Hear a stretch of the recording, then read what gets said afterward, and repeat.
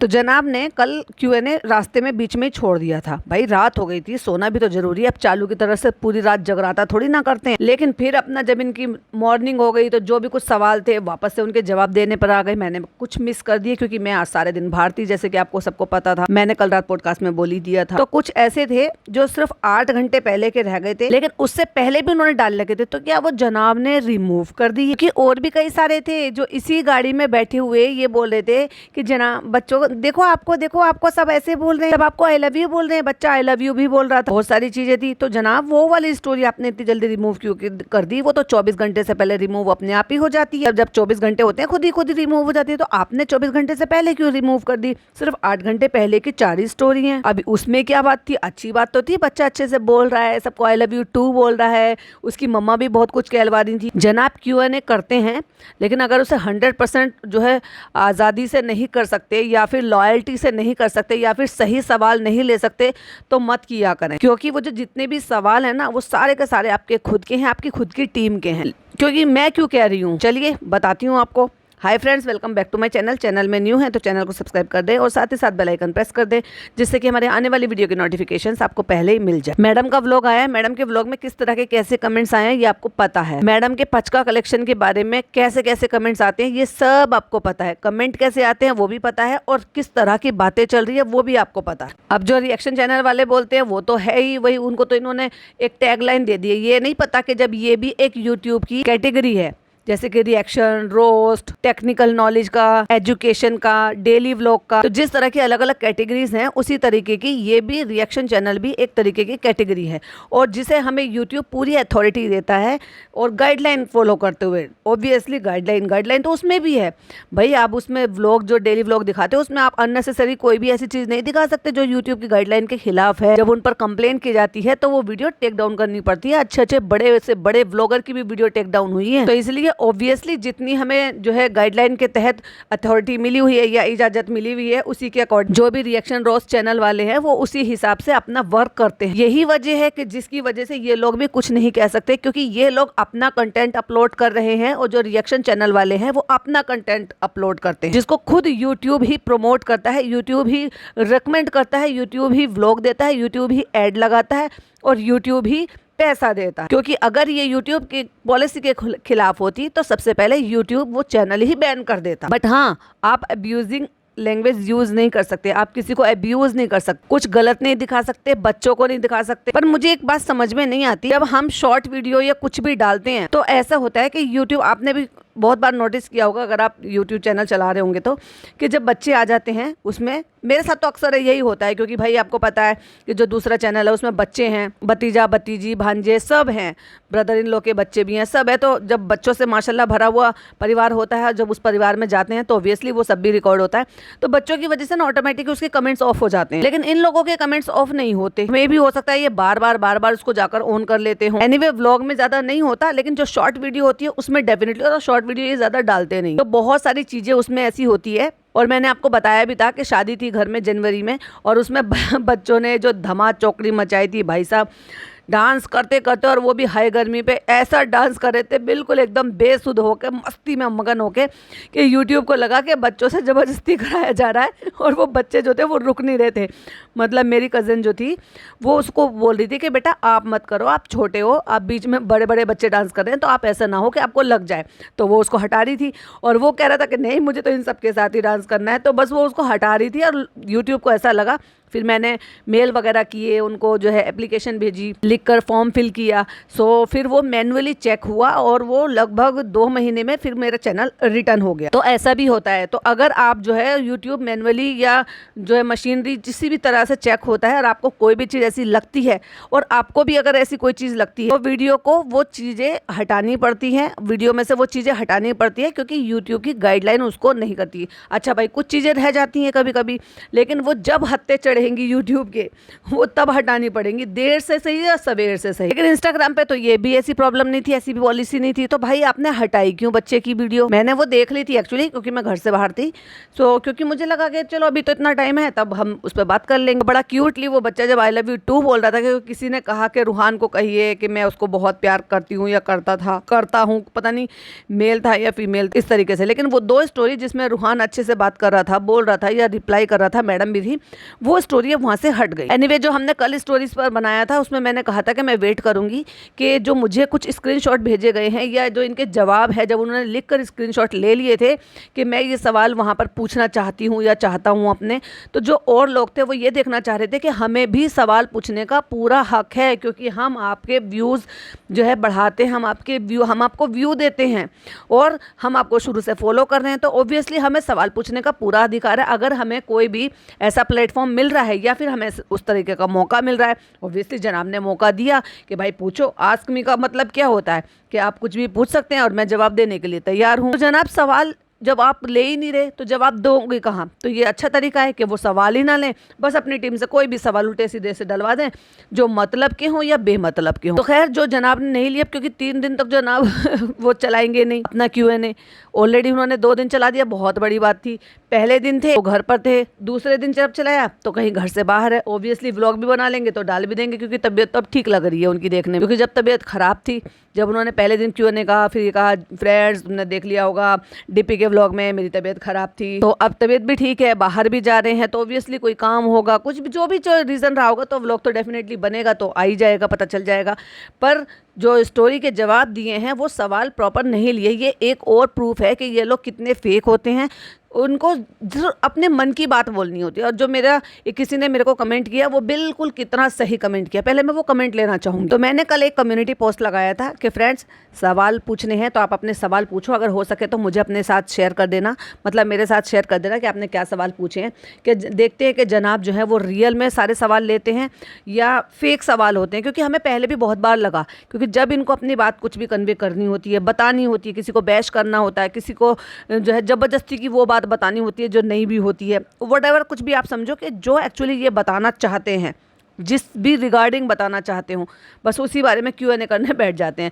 अब किसको क्या पता चल रहा है कि किसका जवाब लिया है, किसका सवाल लिया है, अपनी किसी आईडी से, अपने ही किसी और के घर की आईडी से, या फिर अपने किसी जान पहचान वाले से, या फिर अपने ही किसी टीम मेंबर से लिखवा लिया होगा, जवाब दे दिया होगा। तो ये तो भाई एक सिस्टमेटिक काम तो होता नहीं है, कमेंट तो है नहीं कि सारी दुनिया को दिख जाएगा।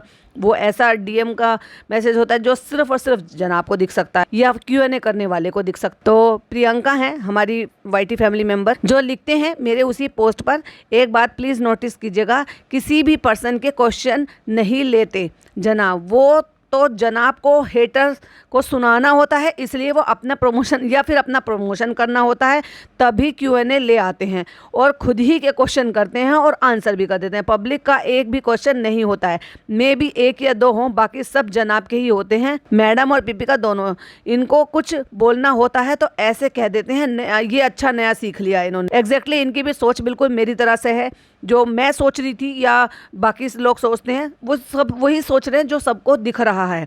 क्योंकि जिस तरीके का अभी जो ये 3 से 4 दिन में जो माहौल चल रहा था, और पूरी पब्लिक जो इनको क्रिटिसाइज़ करती है वो भी, जो इनको क्रिटिसाइज़ नहीं करती प्यार करती है वो भी, वो सब चीज़ों में कॉल आउट कर रही थी नानी के रिगार्डिंग, नानी के हालात के रिगार्डिंग, नानी की तबीयत ख़राब होने के रिगार्डिंग, कि भाई आप लोग इतना बोलते हो, अल्लाह ने आपको इतना नवाजा है, एक प्यारी सी जो बुजुर्ग औरत है, कम से कम उसको तो अपने पास रख लो, जिसको तुमने इतना कंटेंट बनाकर यूज़ किया है, उनकी क्या हालत हो गई है। और क्यों इतने महीनों से क्या आपको खबर नहीं लगी थी कि वो बीमार है? हमने तो ये सुना है कि काफ़ी लंबे टाइम से वो बीमार हो रही हैं, और इस उम्र में जब इतने लंबे टाइम से बीमार हो रही हैं तभी वो इतनी ज़्यादा कमज़ोर हुई है। देखो एज तो होती ही है, अब एज तो जो नेहा की नानी थी, या यूँ कह लो कि चालू की ननद की जो सास है, वो तो बुजुर्ग है ना, एकदम साफ सुथरी, कितनी प्यारी लग रही हैं, अच्छे नीट एंड क्लीन कपड़े, उनके बहू बेटे बेटियां जो भी हैं वो अच्छे से प्रॉपर से उनका ख्याल रख रही हैं, अल्लाह की इबादत करने के लिए जा रही हैं, ओबियसली नमाज कुरान सब कुछ करते होंगे, तो दिख जाता है चीज़ें, नज़रिया दिख जाता है कि कौन किसको किस तरीके से आंखों पर पलकों पर रख रहा है अपने बुजुर्गों को। ओबियसली जो हमारी आंखें देख रही है यार, जो कंडीशन देख रही है, बुजुर्ग वो भी हैं, बुजुर्ग वो भी हैं, पर दोनों में कितना फ़र्क है ये आप खुद से कंपैरिजन कर लो।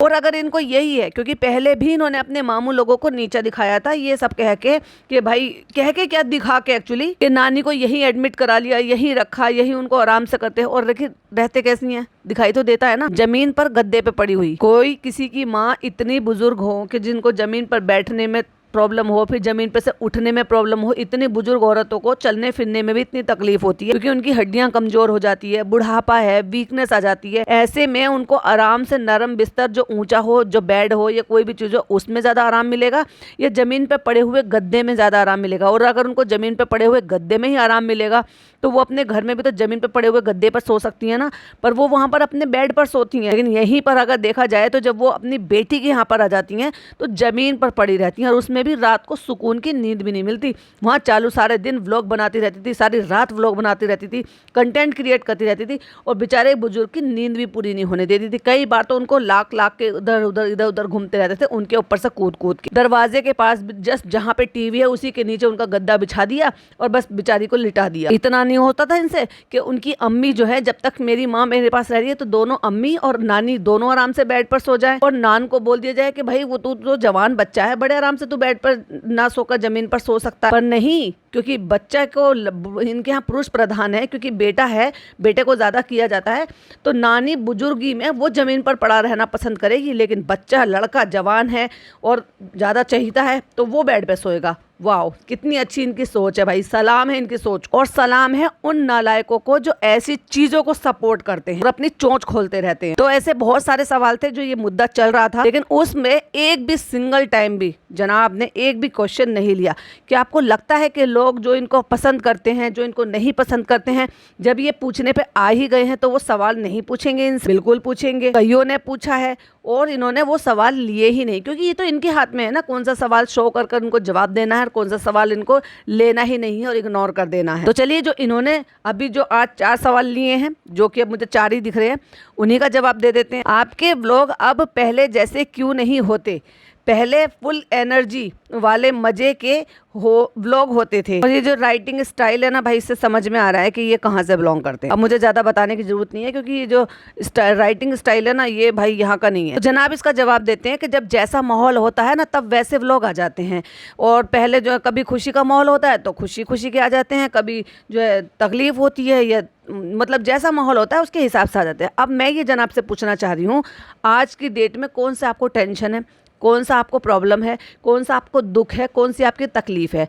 भाई आपने अभी बताया पिछले व्लॉग में ही कि आपकी मैडम की रिपोर्ट्स ठीक आ गई हैं, टचवुड, माशाल्लाह, सुभान अल्लाह, अल्हम्दुलिल्लाह, जितने भी हो आप लगा लो उसमें, ठीक है, वो सब चीज़ ठीक हो गई और बहुत अच्छी बात है भाई। हम सब ने भी दुआ करी थी और आगे भी दुआ करेंगे कि भाई उस बच्चे की किस्मत से उसकी माँ बिल्कुल ठीक रहे और उसकी जो भी बीमारी है वो जड़ से खत्म हो जाए। तो इससे बड़ी खुशी तो कुछ हो ही नहीं सकती कि भाई ऐसी इतनी बड़ी बीमारी है और उससे बड़े आराम से उनकी रिपोर्ट्स वगैरह सब ठीक आ रही हैं और वो रिकवरी कर रही हैं और स्पीडी रिकवरी कर रही हैं। तो इससे ज्यादा खुशी का माहौल कुछ हो सकता है क्या? और रही बात आपकी तबीयत खराब की, तो भाई आपकी तबीयत तो ऐसी है, ये तो मौसम का हिसाब किताब है। मौसम ऐसा हुआ, थोड़ी बहुत सर्दी खांसी जुकाम हो गया, मौसम ऐसा हुआ तो ठीक हो गया। हाँ, अगर उससे कुछ ज्यादा है तो खुलकर सामने से बताओ। पापा आपकी ठीक है, अम्मी आपकी ठीक है, चालू यहाँ पर है नहीं, तो तुम कंटेंट बड़े आराम से क्रिएट कर सकते हो पूरी फैमिली को मिलाकर, लेकिन फिर भी आप व्लॉग नहीं बना पा रहे। फिर आप ये कहते हो कि जैसा माहौल होता है, तो फिर आप व्लॉग क्यों नहीं निकाल पा रहे? खुशी नहीं है घर में और प्रॉब्लम है तो वो बताओ कि भाई प्रॉब्लम क्या है। और हाँ, आलस है तो वो बताओ कि तुम्हें आलस आ गया कि तुम व्लॉग बनाना ही नहीं चाह रहे। अब तुम्हें भर भर के कंटेंट मिल रहा है, अब तो चालू भी नहीं है यहाँ पर दखलंदाजी करने के लिए और आपका कंटेंट चुराने के लिए। अब तो अम्मी पूरी टाइम फ्री हैं क्योंकि वो चालू के पास ऊपर नहीं जा रही। पिज़्ज़ा पूरे टाइम फ्री है कि उसको पढ़ाई लिखाई करने के अलावा इतना टाइम वो निकाल सकती है कि आपके पास आ सकती है। नान ऑब्वियसली आपके पास खूब फ्रीली आ जा सकता है। आपके पापा आपके पास रहते हैं, अपने पापा और अम्मी को बिठा के आप क्वालिटी टाइम स्पेंड करा सकते हो साथ में। आप भी उनके साथ जो है मिलकर बैठकर जो है कुछ भी अच्छे से एंजॉय कर सकते हो। आप हमें बता दो कि हम क्या करेंगे तो हम स्क्रिप्टेड कर लेंगे। हम तो जैसा दिखाते हैं, जैसा माहौल होता है वैसे दिखा देते हैं। और मतलब बेसिकली ये कहना चाह रहे हैं, ये शालू को शेड कर रहे हैं क्या? मुझे ऐसे क्यों लग रहा है कि ये शालू को शेड कर रहे हैं। क्यों? क्योंकि इनके घर में तो वही व्लॉगर है, उसी को इन्होंने करीब से देखा है कि क्या दिखाती है, कैसे दिखाती है, स्क्रिप्ट करती है कि नहीं करती है। क्योंकि और किसी व्लॉगर को इतना खास पर्सनली तो ये जानते नहीं है, क्योंकि कोई इनको घास डालता नहीं है, ये किसी के यहाँ आते जाते नहीं है। मुल्ला की दौड़ मस्जिद तक और इन लोगों की बस सीमित है अपने आसपास के दायरे तक। बस अपने चंगो मंगो को बुला लेते हैं और सेलिब्रेशन कर लेते हैं। वैसे चालू ने सेलिब्रेशन किया तो भाई साहब अपने जो भी 1-2 लोग यहाँ के इन्फ्लुएंसर हैं उनसे अपना हाय हेलो हो जाती थी इंस्टाग्राम पे, उनको बुला लिया। इसने बुलाया मुंजरीन को। पहले मैं उसमें कंफ्यूजन थी मुझे कि मुंजरीन है या शेजी मून है। शेजी मून के नाम से उनका चैनल है क्योंकि उनके हस्बैंड का नाम, लेकिन मैं ये कंफ्यूजन में थी कि क्या ये वाकई में आवेश की सिस्टर हैं या कोई और हैं। लेकिन अब मैंने जब रील देखी, क्योंकि उन्होंने प्रेगनेंसी रिवील करी है और उनके सब्सक्राइबर सिर्फ 2500 थे, और मैंने आपको बताया भी था पॉडकास्ट में, ये एक ऐसे चैनल वाले को उन्होंने बुलाया जिसके सिर्फ 2500 सब्सक्राइबर थे, उन पर ज्यादा व्यूज भी नहीं आते थे। तो आवेश के तो करोड़ों में सब्सक्राइबर हैं, इतनी अच्छी फैन फॉलोइंग है, फिर उनकी बहन के इतने सारे व्लॉग्स मतलब व्यूज और सब्सक्राइबर क्यों नहीं है। भाई देखो मैं तो डीपली फॉलो करती नहीं हूँ, तो अगर किसी को पता हो तो जरा रोशनी जरूर डाल देना इस चीज पर कमेंट बॉक्स में। फिर जब मैंने वीडियो देखी कि वो गई हैं गौहर के पास और उन्होंने गौहर के साथ वीडियो बनाई है, रील बनाई है कि जो तेरा हाल है वो मेरा हाल है, मतलब वो भी प्रेग्नेंट थी, अब तो माशाल्लाह से उनको दूसरा भी बेबी हो गया है और दूसरा भी उनको बेबी बॉय हुआ है। तो गौहर को बहुत बहुत मुबारक हो। बड़ी ही अच्छी बड़ी खूबसूरत तरीके से उन्होंने एक जो है बड़ा अच्छा सा एक वो डिजाइन किया, इनविटेशन कह लो या फिर मतलब बताने का उसको क्या कहते हैं, पत्र कह लो, उसको किस तरीके से उन्होंने डिटेलिंग उसमें डाली और फिर उन्होंने बताया कि ऐसे से उनको जो है अल्लाह ने किस चीज़ से नवाजा है। लेकिन मैंने रील देखी तो फिर मुझे कंफर्म हो गया, अच्छा ये वही है, मतलब वो आवेश दरबार की और इनकी सबकी सिस्टर है। तो फिर अगर उनकी सिस्टर को बुला सकती थी तो भाई साहब इन्होंने फिर गौहर को क्यों नहीं बुलाया? गौहर को बुलाती ना, अच्छी सेलिब्रिटी है, एक्टर है, मूवीज की है, जाना माना नाम है, तो चालू पे तुमने उनको क्यों नहीं बुलाया? इतने कम सब्सक्राइबर वाले आपने अपनी दोस्त को बुलाया, तो लेकिन दोस्त की भाभी को नहीं बुलाया, वो तो तुम्हें बहुत विश करती है, तुम भी उनको बहुत विश करते हो, एक दूसरे को फॉलो भी करते हो। सना खान को क्यों नहीं बुलाया? क्योंकि सना खान तो तुम्हें अबाया भेजती है, तुम उसको विश करती हो, बातें करती हो। उनकी अम्मी गुजरी थी तो तुमने तो उनके लिए अपने मन की फीलिंग भी एक्सप्रेस नहीं की। ये कैसी दोस्ती निभाती हो भाई? एनीवे, जब चालू की बात करेंगे तो और भी डिटेल में बहुत सारी चीजें वो भी शेयर करेंगे। बात करते हैं जनाब की अगली स्टोरी की। कहते हैं कि हम स्क्रिप्टेड कर लेंगे, तो आप कोई टॉपिक दीजिए, आप कोई प्रैंक करवाना चाहते हैं तो प्रैंक बता दीजिए, हम उसकी स्क्रिप्ट प्रॉपर वे में हम उसकी स्क्रिप्ट तैयार करेंगे और आपके सामने व्लॉग बना देंगे। फिर वो व्लॉग कहाँ रह गया? वो तो आपका सीरियल हो गया। दिल्ली में जैसे लोग कह रहे थे ना आपकी बहन को देखकर वो सीरियल ही बोल रहे थे, तो ये तो सीरियल ही हो जाएगा। जैसे सीरियल के लिए पहले एक राइटर होते हैं, वो कहानी लिखते हैं, फिर प्रोड्यूसर जो है उसको प्रोड्यूस कर देते हैं, डायरेक्टर उनको डायरेक्ट कर देते हैं और फिर प्रॉपर वे में जो है एक कहानी तैयार हो जाती है जो हमारे सामने आ जाती है। फिर इसको व्लॉग थोड़ी ना कहेंगे, और वही तो तुम लोग करते हो सारे के सारे मिलकर। अभी भी कौन सा 100% जो है ऑथेंटिकेशन इस चीज़ की है कि आपके ये बिल्कुल प्योर होते हैं, मिलावट नहीं होती। तो हम उसमें प्रॉपर बिल्कुल व्लॉग बनाएंगे, स्क्रिप्ट लिख के प्रॉपर उसको बिल्कुल प्रॉपर तरीके से बनाएंगे, लाइक शूट करके, लाइक प्रिटेंड करके, एकदम अच्छी एक्टिंग करके। अच्छी एक्टिंग ना, अदरवाइज कोई प्रैंक वाला आपके माइंड में हो तो वो हमें बता देना, लेकिन असली बात नहीं बताएंगे कि हम हो गए हैं आलसी। अब जब चालू यहाँ पर नहीं है और चालू वहाँ पे महीने भर से अब जो है घर से बाहर है, तो ये 1 महीना हमें मिला है कि जिसमें हम वापस से अपनी पूरी फैमिली को एक साथ ला सकते हैं, उनसे मिलजुल कर प्यार मोहब्बत वाले पहले वाले, या तो पहले जैसी बात ही नहीं रही भाई। अब जितना भी जो कुछ भी कर लो, जबरदस्ती चिपट थोड़ी ना लोगे, ये जबरदस्ती उनसे उनके अंदर से कंटेंट थोड़ी ना निकाल दोगे। पहले बात कुछ और थी, अब बात कुछ और है। अब चीज़ें असली भी आ गए सामने, अब सबके चेहरे भी सामने से आ गए। अब वो प्यार मोहब्बत केयर रियलिटी दिखाने वाली चीज़ें वो नहीं रही ना, वो काफ़ी हद तक फेक हो गई है, क्योंकि इन्होंने भी अपनी फैमिली को बहुत अच्छे से ऑब्जर्व किया है इन दिनों। जिन दिनों अब इनको बहुत सख्ती से ज़रूरत थी अपनी फैमिली की, लेकिन वो फैमिली कहीं और ही बिजी थी। तो ये असली बात है, ये तो ये बताएंगे नहीं, लेकिन ये ऐसे जवाब देंगे। हमारी लाइफ में जैसे जो सिचुएशन होती है, कभी अच्छा वक्त होता है, कभी बुरा वक्त होता है। आज कैसा वक्त चल रहा है वो बताइए। कभी आप नॉर्मल होते हो, कभी आप बाहर जाते हो, कभी आप ये करते हो, कभी आप वो करते हो, लेकिन आप तो कुछ कर ही नहीं रहे। फिर कह रहे हैं रूहान ये आपसे बोल रहे हैं आई लव यू। तो बच्चे ने भी बोल दिया, क्योंकि अब तो वो बड़ा क्यूटली बहुत सारी बातें जो है रिपीट करता है और बोलता भी। फिर किसी ने सवाल पूछा, डू यू बिलीव इन नजर? यस वी बिलीव इन नजर, लेकिन कोमा में चले गए, लेकिन उसको जिंदगी पर हावी नहीं होने देते। तो क्यों 3 महीने तक ये चोचलेबाजी की थी कि बच्चे को नहीं दिखाना, बच्चे को नहीं दिखाना, बच्चे को नहीं दिखाना। अब ये इतनी क्यूट हरकतें करता है, लोग इसको कितने प्यार से मोहब्बत से माशाल्लाह सुबहान अल्लाह तो बोलते ही हैं, लेकिन उसके अलावा भी बोलते हैं कि बहुत क्यूट लग रहा है, बहुत अच्छा लग रहा है। इससे नजर नहीं लगेगी।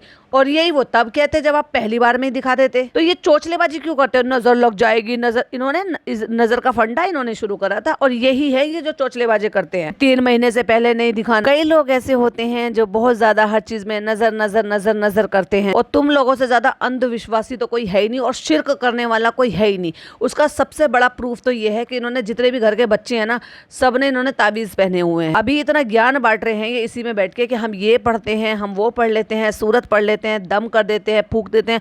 अगर तुम्हें सिर्फ और सिर्फ अल्लाह में विश्वास है तो ये ताबीज गंडे क्यों करते हो? तो बहुत बड़ा शिर्क है। सिर्फ कुरानी आयतें जो है वो पढ़ कर उसको दम कर दो, वो आया है पढ़ने में, नहीं बाकी ये सारी चीजें जो लिखना, गले में लटकाना, बाजू में बांधना, हाथों में कलाइयाँ पहनना, इन्होंने खुद काला डोरा पहना हुआ। वो जो इनकी बेटी खाला है ना, वो बुन बुन के ये जो है ना वो पहनाती हैं। अब बताओ पिज्जा को कहाँ से नजर लग जाएगी भाई, उसके पैर में पहना रखा है।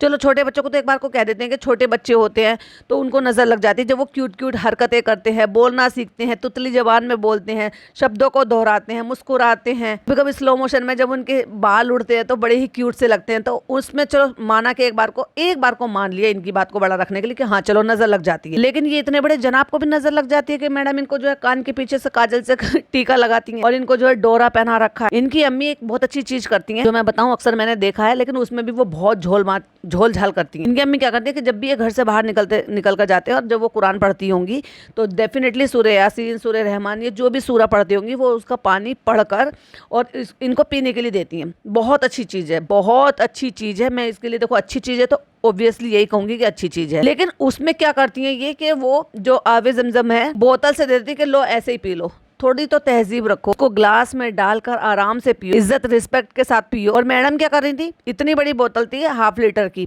उसमें से ढक्कन में करा और उसी ढक्कन से बच्चे को पिला दिया आबे ज़मज़म, और फिर उसी ढक्कन को वापस से ढक्कन को लगा के अम्मी को वापस दे दिया कि लो अब इसको रख दो फ्रिज। तो उस पर यकीन करो ना, जो तुम्हारी अम्मी पढ़ देती हैं, दम कर देती हैं, तुम भी बता रहे हो कि 4 कुल पढ़ सकते हैं, दम कर सकते हैं, या सूरह रहमान पढ़ सकते हैं, सूरह यासीन पढ़ सकते हैं, तो क्यों ताबीज पहना रखे हैं तुमने दोनों बच्चों को? निकालो ना उनके गले से ताबीज। क्यों हाथ में तुम डोरा पहन कर रखते हो? क्यों तुम्हारी बीवी तुम्हारे कान के पीछे काजल से तेल लगाती है? क्यों मानते हो इन सारे शिर्क की चीज़ों को? क्यों तुम्हारी बहन जो है वहाँ पे जाती है, इधर हर दरगाह पे जा रही है, हर जगह पे जा रही है, हर जगह जो है वो शुक्राना अदा करके जा रही है? अरे शुक्राना अदा सिर्फ अल्लाह का करो क्योंकि अल्लाह ने दिया है। उसकी मर्जी नहीं होती तो तुम्हें IVF से भी बच्चा नहीं मिलता। उसकी मर्जी थी तो तुम्हें भले ही IVF के थ्रू मिला हो, लेकिन उनको औलाद देनी थी, उन्होंने औलाद दी। देने वाला तो सिर्फ अल्लाह है ना। तुम किसी को कैसे शामिल करके शिर्क कर सकते हो? नजर में मानना है लेकिन इस्लामिक सारी बातें भी बतानी है। मतलब मानते सब कुछ है, पता सब कुछ है, लेकिन करना इनको शिर्क है। अगेन बकवास सा सवाल, what do you do when you feel so low? वाह, कितना अच्छा जवाब है कि तुम क्या फील करते हो जब तुम बहुत लो होते हो। लो के अलावा इनको एनर्जी होती कब है? लो ही पड़े रहते हैं ये, इसलिए तो व्लॉग नहीं बनाते हैं। मैं सोता हूँ, आराम करता हूँ, जब वापस से ठीक हो जाता हूँ तो वापस से काम पे लौट आता हूँ। जब तक लो फील करता हूँ तब तक चुप रहता हूँ, कुछ नहीं करता हूँ, चुपचाप रहता हूँ, कम बात करता हूँ। और देखो मैडम बैठी हुई हैं और बच्ची ने कितना क्यूटली बोला यार, डोरेमोन। मुझे ही सुनाई दिया कि वाकई में उसने डोरेमोन ही बोला। और उन्होंने कैमरा करा मैडम की तरफ से, यस एकदम बिल्कुल साइलेंट मोड पे रहती हैं। और आज मैडम ने वो वाला सूट पहना जो चालू अप्पी दिला कर लेकर आई थी बेटी खाला की तरफ से मैडम के लिए, मैडम के बर्थडे पर। वो वाला पिंक वाला सूट जो वो दिला कर लेकर आई थी सिल्क में, वो पहना हुआ। और उसके बाद अपनी ही स्टोरी को रीशेयर कर दिया। कैसे रीशेयर किया? क्योंकि किसी ने सवाल पूछा था, are you going to upload more pictures from the photoshoot? इन्होंने फोटोशूट करवाया था और फिर उन्होंने जनाब ने बोला था कि मैंने बाल कटवा लिए थे, फिर मेरे बाल ऐसे हो गए थे। फिर सब लोग ने ये कहा आदिल खान दुर्रानी लग रहे हैं। जनाब की ईगो हर्ट हो गई और जनाब ने सोचा अब मुझे बाल बढ़ाने, और जनाब ने पहन ली टोपी। तो कहते हैं कि थोड़े बाल थोड़े से बड़े हो जाएं, थोड़े ठीक हो जाएं, क्योंकि मैंने उसमें ऐसे बाल बढ़ा रखे थे, अब मेरे बाल ऐसे हो गए तो मुझे थोड़ी सी प्रॉब्लम लग रही थी, मुझे बुरा लग रहा था, इसलिए मैंने अपलोड नहीं किया। तो इन्होंने पूछा था कि बताओ मैं अपलोड करूं क्या नहीं करूं? तो 95% लोगों ने कहा यस। कौन है ये लोग, कहाँ से आते हैं? अरे भाई आप नहीं भी बोलते ना तो भी वो अपलोड करते ही करते। अपलोड करने के लिए तो फोटोशूट करवाया था। तो ये था जनाब का Q&A, क्योंकि जनाब ने और अच्छे कोई भी सवाल नहीं लिए, लेकिन मुझे जिन लोगों ने भी सवाल भेजे थे वो सवाल के स्क्रीनशॉट में इसके बाद से यहाँ पे 1 बाय 1 लगाती रहूंगी, तो आप स्क्रीन की तरफ देखते रहिएगा। पहला सवाल पूछा, नानी जी का रूम मेकओवर कब होगा, कब तक होगा? कोई बुरा सवाल तो नहीं था, बहुत अच्छा सवाल था, लिया जा सकता था, पर हाँ इस कंट्रोवर्सी में पढ़ना किसको था? अगला देखिए, अलमीरा ले दो नानी जी को, शी विल बी हैप्पी, और आशीर्वाद भी मिलेगा। अब बताइए कोई ये बुरा सवाल था क्या? अगला सवाल,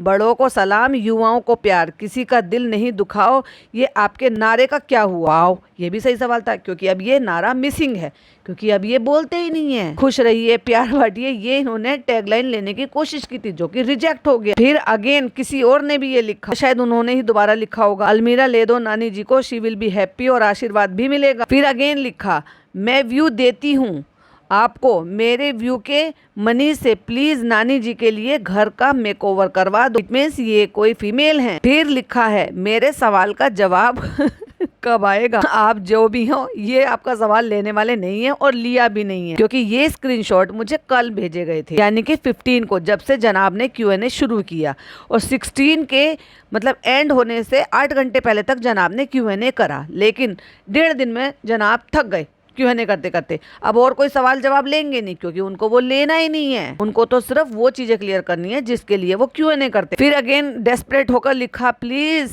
पिक माय क्वेश्चन। अब आप सिंपल सी एक बात बताइए, क्या है इसमें? कोई बुराई तो नहीं थी? नानी के बारे में बात की जाती थी, मैंने कहा था इतना शोर शराबा हो हल्ला मचा हुआ था नानी के रिगार्डिंग, लेकिन जनाब ने जवाब देने की, और क्या, चलो ये तो 1-2 लोग हो गए जिन्होंने मुझे भेजा है, और ना जाने ऐसे कितने लोग होंगे जो वाकई में इनको पसंद भी करते होंगे, लेकिन उनको भी नानी की फिक्र हो रही थी, क्योंकि भाई नानी की जो फिक्र थी वो एक जेन्युइन मुद्दा था। क्यों? क्योंकि वो भाई बहुत बुजुर्ग हैं, और सही में बहुत तरस आ रहा था उनकी हालत को देख, और बुरा भी बहुत लग रहा था। तो अब ये 100% साबित हो गया है कि जनाब जो Q&A करते हैं वो सब स्क्रिप्टेड होता है, तो आपको स्क्रिप्ट लिखने की जरूरत नहीं है, क्योंकि आप ऑलरेडी स्क्रिप्टेड ही करते हो। और ये जो Q&A कर लेते हो ना, इसमें किसी का कोई फायदा होने वाला नहीं है, क्योंकि लोगों को उनके सवालों के जवाब मिलते नहीं, क्योंकि आप सवाल लेते नहीं हो। आप सिर्फ वो सवाल खुद से लिखकर वहाँ पे भेज देते हो जिनके जवाब आपको देने होते हैं, या जो बात आपको अपनी ऑडियंस को कन्वे करनी होती है। आपका क्या कहना है प्लीज कमेंट में जरूर बताइएगा, अपनी ओपिनियन को कमेंट बॉक्स में जरूर से रखिएगा।